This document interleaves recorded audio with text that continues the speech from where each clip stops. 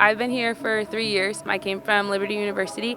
I cheered there and I cheered on Team USA. I wanted to bring a better game day to UMass and a better fan interaction for our student athletes to kind of know who the cheerleaders are as ambassadors of the university and for them to put a better name on UMass cheerleading. Being a cheerleading coach in college is different than being a cheerleading coach in high school or for a club team. There's a bunch of different rules that we follow. All of our student athletes have to be full-time students and enrolled at the university. To compete for UCA Nationals, where we go in January, you have to have a 2.5 or higher to make MAT, and you can compete with 20 people. When you're coming in as a cheerleading coach, you have to be ACA certified. So there's a whole bunch of safety tests that we have to take, and our certificates are good for 3 years, and then we redo them. We have to be heads up certified for concussions because we have the #2 concussion contact sport next to football based on pyramids and baskets and flying bodies and things like that in the air. So kind of being familiar with the rules in college cheerleading is different. In the game day aspect is a lot different than high school. In college, the main focus is truly being an ambassador and kind of knowing your role on game day and then making competition second.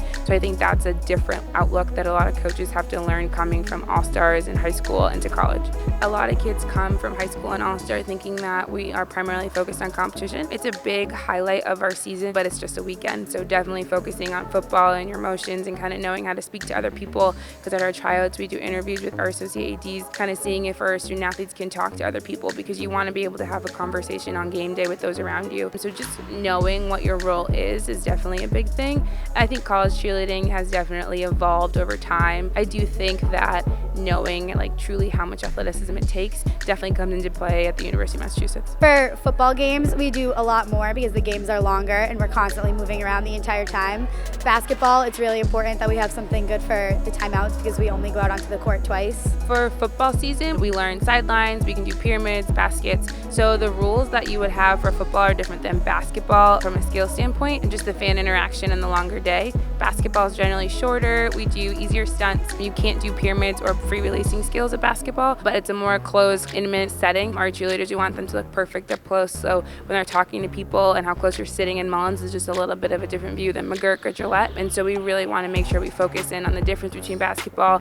We want our cheerleaders to know the difference in what fourth down is versus when you make a free throw, so they need to learn the game when they're coming in as freshmen for both basketball and football. To prepare for basketball games, it's during our national season, so we multitask between nationals and basketball games, and we choreograph timeouts, we practice what we're going to do on the sideline and what we're going to do for media timeouts. A nationals routine, it's a lot more intense than what we do on the sidelines of games. It's 2 minutes and 30 seconds of just nonstop moving, of stunting and tumbling and pyramids.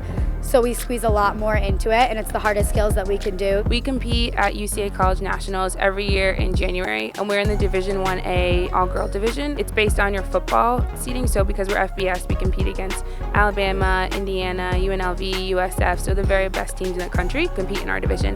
And so there's 29 teams that compete with us. We compete in the game day division, so it consists of a timeout routine, a sideline, and a fight song, and you do all 3 of them at random, kind of like you would at a football game. We compete in prelims against 29 teams for all girl, and it's basically you put a routine together with all of your hardest skills, so baskets, pyramids, you put a cheer together that speaks to your university, and then you kind of go off a score sheet. So there's difficulty, there's execution, there's crowd engagement. Depending on your school, definitely depends on how well people know your traditions. So schools like Alabama and Kentucky have a really big tradition at competitions like these. And so you get a score day 1. Based on your score day 1 is if you make it to day 2. Since I've been here, we've made it to day 2 the last 3 years, and I want to make it to day 2 again. Come in top 10 the last 2 years, so I would definitely like to come in top 5 this year.